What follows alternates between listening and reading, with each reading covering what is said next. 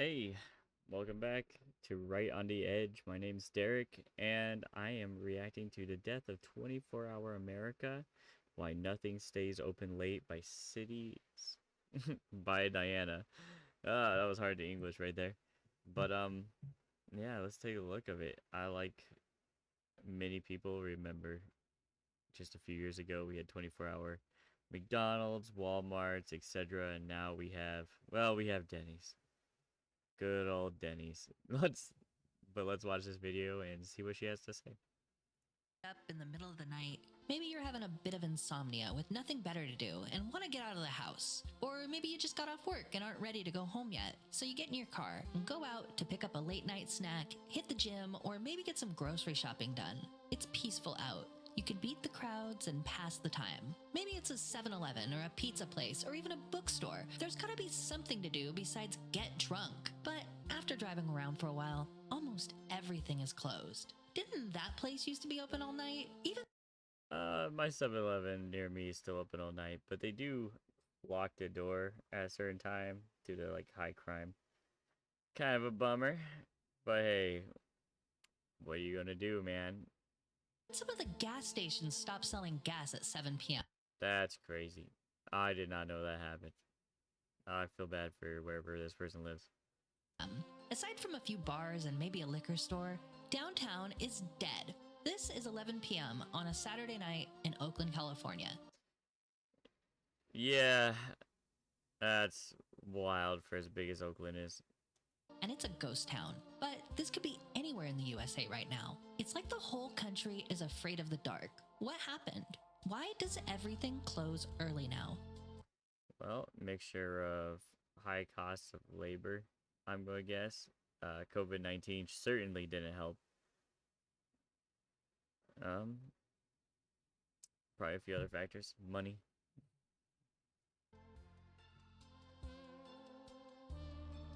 Hey, I could use another cup of coffee. Me too. Oh, let's stop for some. Yeah, I need gas anyway. When you stop at a Shell station, you get more than America's best-selling gasolines. At Whataburger, when you're working... Damn. Man, I could use me some Whataburger right now. Glad I'm going out for some food later, probably. It's after midnight. You're hungry and your stomach is talking to you. What is 24/7? 24/7 is 24 hours a day, 7 days a week. You can drive to Wendy's, where the pickup window is now open late. There's a moment at night when all you want. Man, these are really giving me nostalgia vibes over here. I remember I remember a lot of these commercials. Is fourth meal. Because so many Shell Fourth meal. God, I forgot they used that. Man, Taco Bell used to be cool. stations are open 24 hours.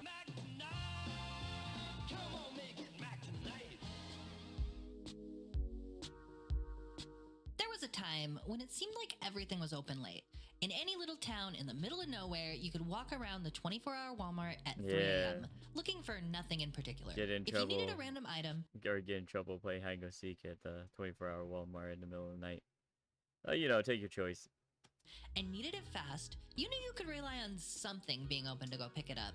Now the best you've got is Amazon Prime next day delivery, and only if you live in the city. If you live in a rural area, good luck. There used to be this little spot off of 19th Avenue in San Francisco called Irving Pizza. One night, way back in 2013, I was out late at a concert in Berkeley and my phone broke. And I missed the last BART train home and got stuck taking the all-night bus, which is slow and comes once an hour, if it even shows up. When I eventually made it back to the city, I realized that I was locked out, and it was Wow.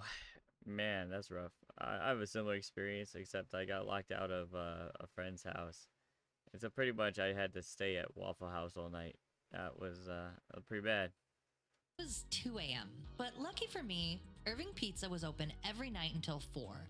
It gave me a place where I could safely be to sit down and eat a slice and wait for anyone, to wake up in the morning and let me inside. That little pizza spot saved my ass from being stuck on the street in the middle of the night, and eventually, I did get in.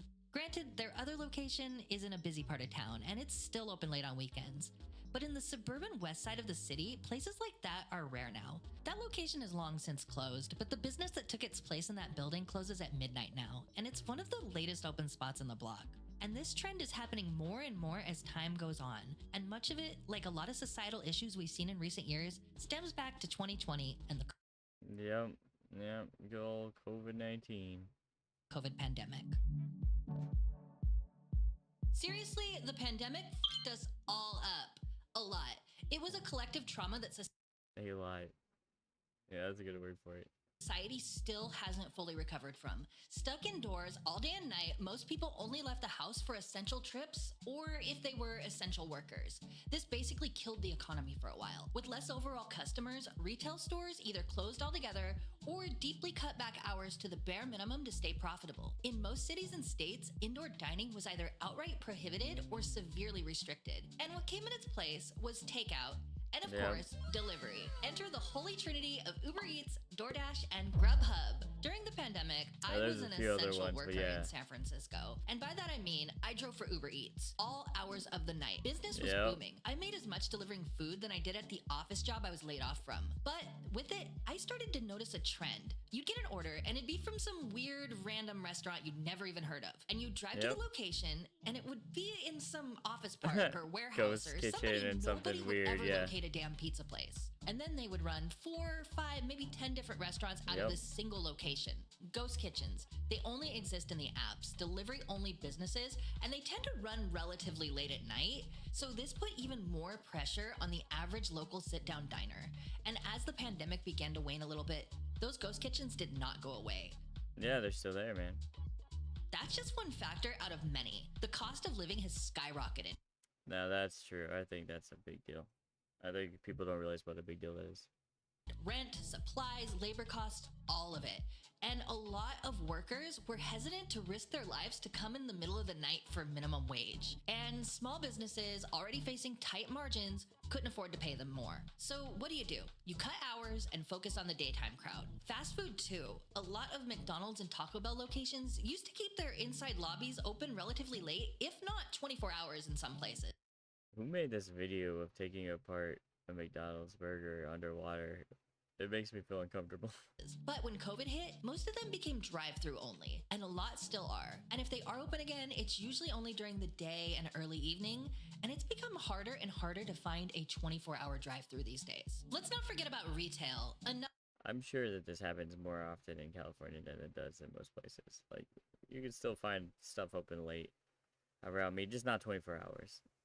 Another industry hollowed out by the pandemic, brick and mortar stores had already been suffering, but this was accelerated as most were not deemed essential, and places like grocery stores often had to limit the number of customers to come in at a time due to social distancing regulations. And like the restaurants, they faced strong competition from e-commerce. In particular, sites like Amazon, Temu, Shein, and even Walmart heavily...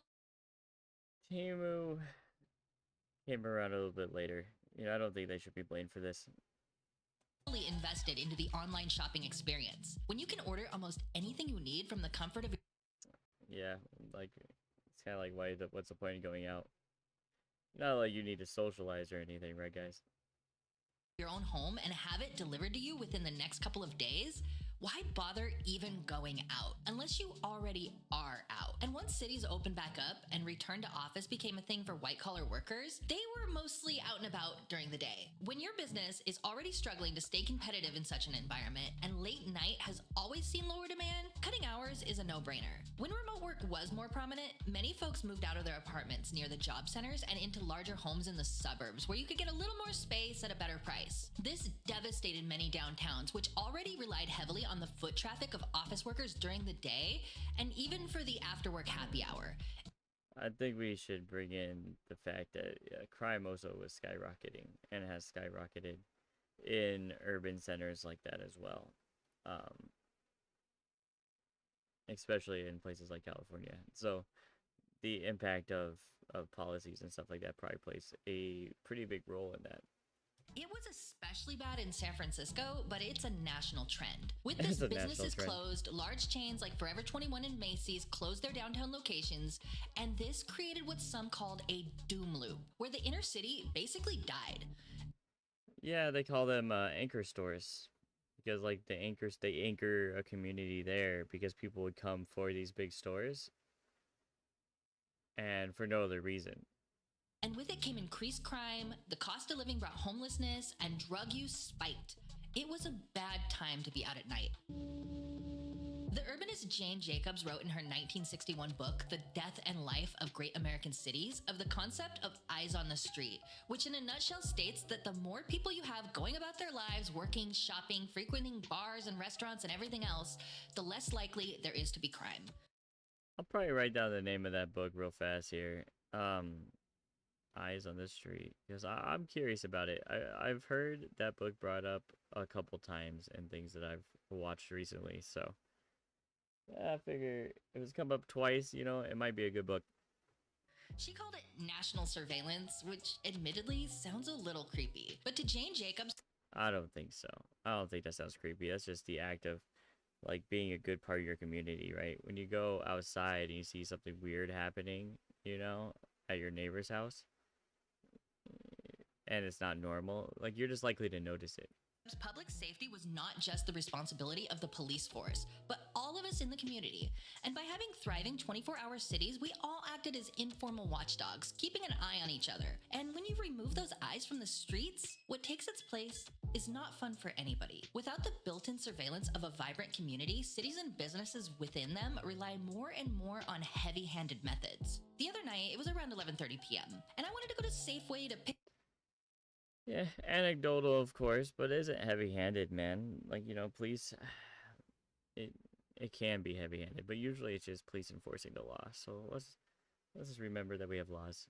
Pick up some groceries. The location I went to its credit, is open till midnight. So I parked in the parking lot and got this footage. And while I was sitting there in my car, getting ready to go in, an extremely loud voice yelled out at me to stop trespassing and that they'd called the police. You are trespassing. Holy shit. So I got in my car and I've been filming B-roll footage because I'm going to do the video on why everything closes early. So I wanted like footage of like nighttime stuff that's closed. And I went to Safeway. The Safeway like in Piedmont, like right on the like Oakland Piedmont border. And I park in the parking lot and Safeway is still open, by the way. And I get on my camera and I'm just like filming like shot of like a shopping cart in the parking lot. Like I do, right? And all of a sudden, over the loudspeaker, this voice says, "You are trespassing. Please leave the area. You're being recorded." And I'm like, dude, what the fuck? Safeway's still open. Like, I was going to go in there and like actually buy something. That just proves my point. Things close early. They treat everybody that's out at night like they're a criminal. There was no... I think it's good to have these recordings so that if crime is happening, you know, they're not going to just use these recordings arbitrarily. It's only if some damage happens to the store or whatever at night, they're going to look at the recording and figure out who did it. No way I was going to shop at that Safeway after that experience. And on the drive home, I was followed by 2 police cars, simply for minding my own business and staying in my car in the parking lot a little longer than they deemed was acceptable. This criminalization of simply being in a space at night, even during business hours? To me, this is kind of like your projection of what's happening, right? You know, I don't see you getting pulled over in your video or anything. It could just be that the cops were going the same way as you. Creates within both law enforcement and the broader culture a perception that nothing worth happening happens after dark. That if you're out late, you must be up to no good. And this obviously is not true. Some people work overnight shifts at hospitals or in warehouses or as firefighters or Uber drivers. Work still gets done in the late night hours. And the people who work those shifts deserve to be able to participate in society as much as the next person. Of course, right? Nobody's arguing that. This is a leap of logic.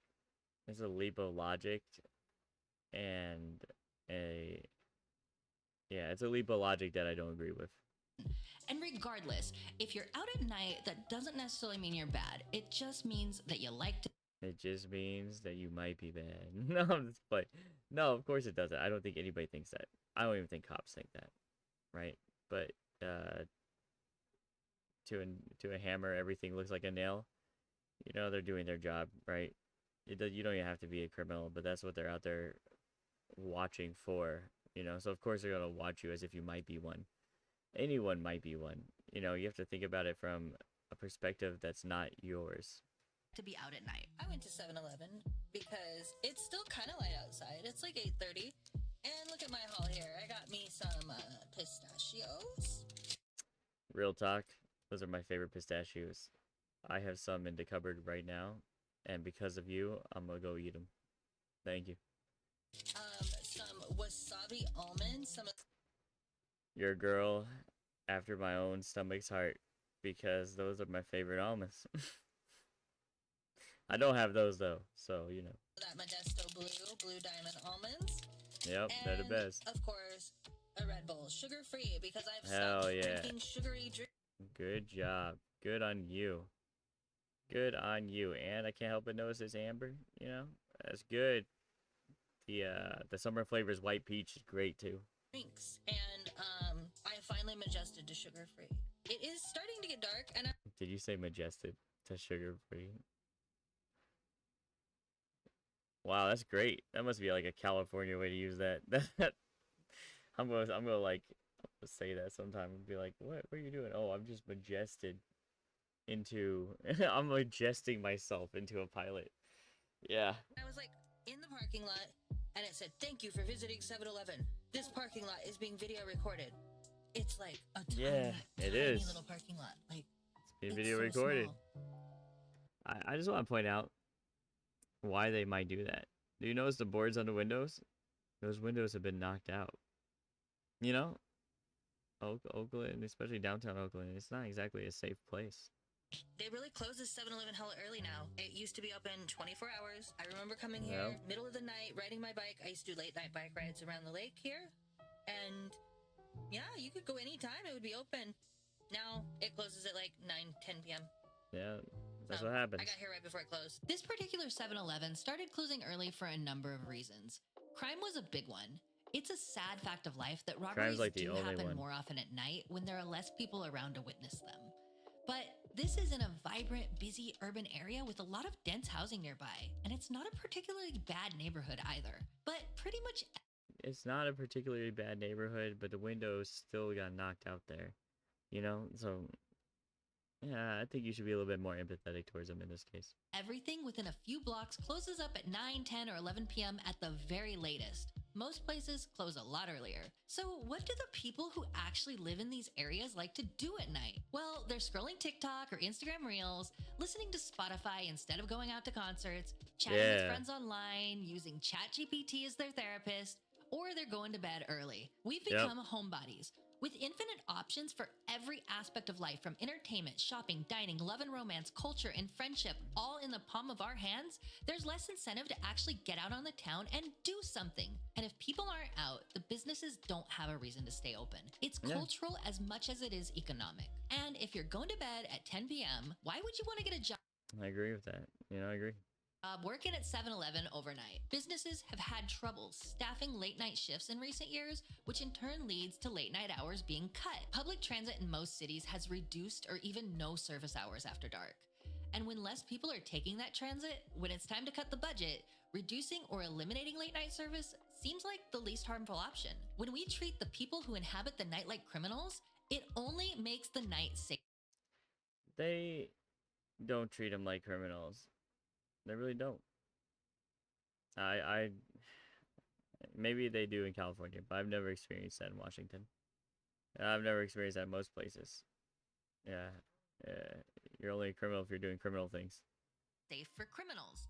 And to a cop or a security camera, when you treat just existing outside after dark as if it is a crime, you're gonna see a lot more crime. That's not how crime works, right? You're gonna see a lot more potential crime, but you won't see more crime. It's all a self-reinforcing cycle. No, I'm gonna stop here, right? Give this girl a like. I think it was a good video overall, but I think the way you perceive the world is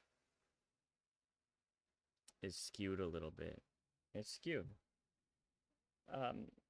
Because you're only looking at it from like a really narrow perspective. You're not looking at like all the crime damage that have actually been suffered in high urban areas. You can look at Seattle, Portland, LA, and just think of all the damage that's been done. And because of all the damage that's been done by this criminal aspect of our society that aren't being punished properly, what you're ending up with is the ramifications of that. And this is what it is, but yeah, give Cities by Diana a like. That was a good video. Yeah.